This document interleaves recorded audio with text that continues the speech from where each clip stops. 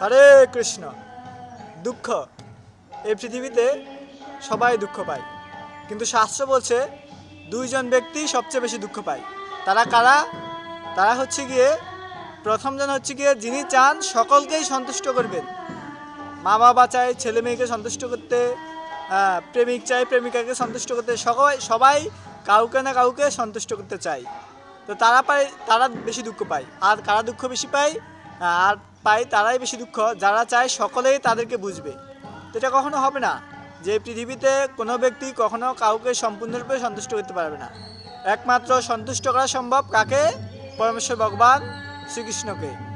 আর তাকে সন্তুষ্ট করার মাধ্যমে এই পুরো বিশ্ব পৃথিবীর সবাইকে সন্তুষ্ট করা যাবে। শাস্ত্রে বলা হচ্ছে যস্মিন তুষ্টে জগৎ তুষ্ট। যাকে সন্তুষ্ট করলে আর কাউকে সন্তুষ্ট করার কোনো আবশ্যকতা থাকে না, সেই পরমেশ্বর ভগবান শ্রীকৃষ্ণকে সন্তুষ্ট করতে হবে। আর এই কলিযুগে পরমেশ্বর ভগবান শ্রীকৃষ্ণ